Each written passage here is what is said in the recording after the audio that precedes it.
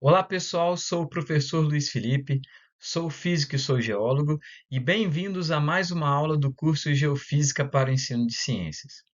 Já imaginou como o universo começou e como a partir de uma imensidão aparentemente vazia surgiu a Terra, nosso lar? Hoje vamos conversar sobre a origem do Sistema Solar e também sobre a formação da Lua, nosso satélite natural, que tem uma história incrível ligada à criação da Terra. Para começar, precisamos entender um contexto maior, o universo. A história dele começa há cerca de 13,7 bilhões de anos, com o Big Bang, um evento que marcou o início de tudo. Antes disso, toda a matéria e energia estavam concentradas em um único ponto extremamente denso. Então, o Big Bang aconteceu, dando início à expansão do espaço, à formação de galáxias, estrelas e, muito tempo depois, sistemas planetários como o nosso. A geologia ela foca nos últimos 4,56 bilhões de anos dessa história, estudando o sistema solar para entender como a Terra e os planetas semelhantes se formaram e evoluíram. A partir dessa análise, podemos compreender melhor o nosso lugar no cosmos.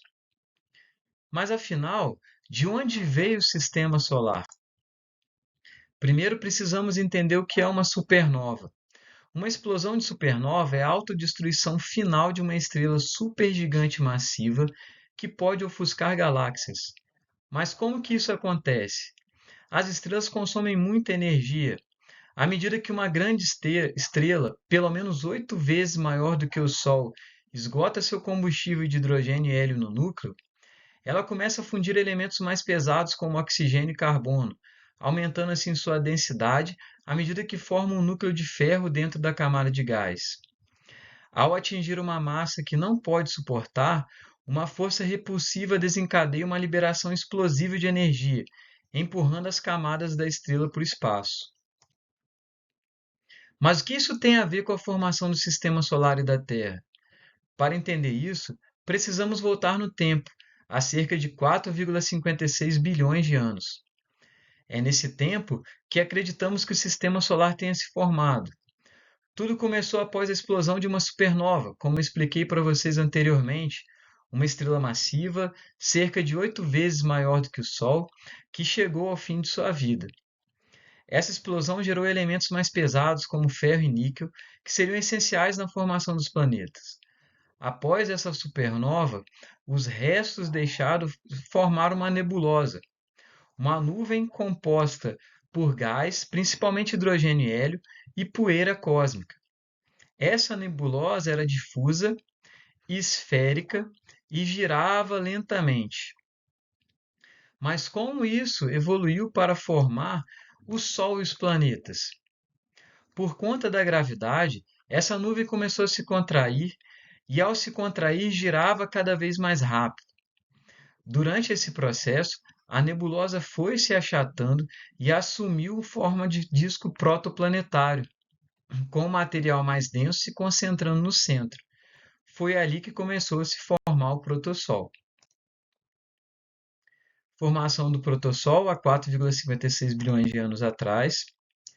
Enquanto isso, no disco ao redor, o gás e a poeira começaram a se agregar em pequenos blocos chamados planetesimais, que são corpos rochosos de até 1 quilômetro de diâmetro.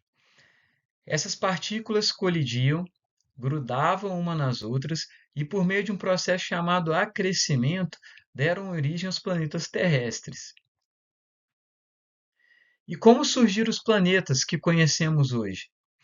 Os planetas terrestres, Mercúrio, Vênus, Terra e Marte, se formaram na região mais próxima do Sol, onde as temperaturas eram altas. Aqui, os materiais voláteis, como os gases leves e líquidos, evaporaram ou foram soprados pelo vento solar, restando apenas os materiais mais densos, como silicatos e metais. Já os planetas gigantes, Júpiter, Saturno, Urano e Netuno, se formaram nas regiões mais distantes do Sistema Solar. Esses planetas são compostos em sua maioria por gases como hidrogênio e hélio, os mesmos elementos que predominam no Sol. Plutão, desde sua descoberta em 1930, até 2006 era considerado um planeta do nosso sistema solar. Porém, a partir de 2006, a União Astronômica Internacional retirou essa condição para Plutão. Então, hoje que nós temos, ao invés de 9 planetas no sistema solar, nós temos 8 planetas, sendo 4 planetas terrestres e 4 planetas gigantes externos. E o nosso planeta Terra, como que ele se formou? A Terra também nasceu desse processo de colisões e agregações, com múltiplos impactos que contribuíram para a sua formação. Processo de colisões e agregações com múltiplos impactos que contribuíram à formação da Terra durante o éon Adeano, há cerca de 4,56 bilhões de anos atrás. Durante essa fase aconteceu algo muito importante, a diferenciação química. Isso significa que os elementos mais densos, como o ferro, migraram para o centro, enquanto os mais leves permaneceram na superfície. Foi nesse contexto, durante os estágios finais da formação da Terra, que ocorreu um evento marcante, a formação da Lua. E como a Lua se formou? Acredita-se que há cerca de 4,5 bilhões de anos, um corpo celeste do tamanho de Marte, chamado de Theia, colidiu com a Terra. O impacto foi tão violento que lançou grande quantidade de detritos ao espaço. Esses fragmentos, compostos por material da Terra e da própria Terra, começaram a orbitar nosso planeta. Com o tempo, esses detritos se aglutinaram, formando a Lua.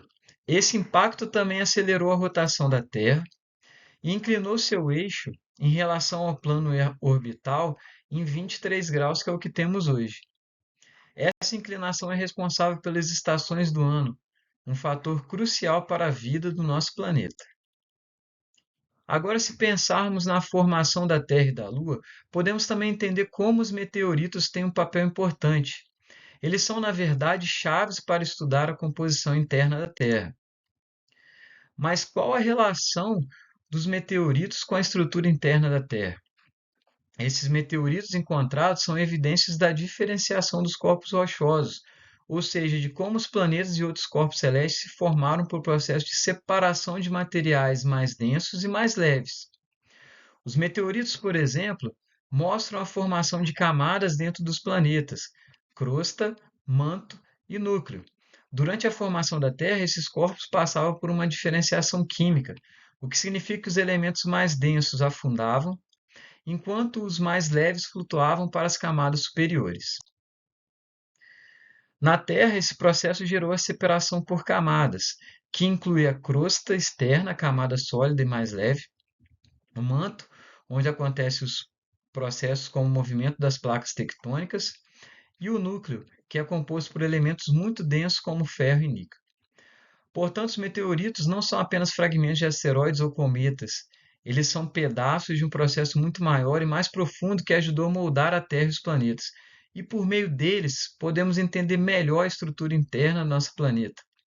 Vale lembrar que a estrutura interna do nosso planeta, nós temos a crosta e o manto.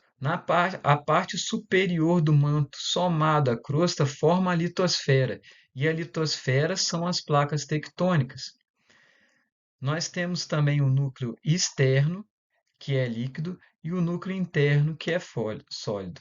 O núcleo externo é responsável pela geração do campo magnético da Terra.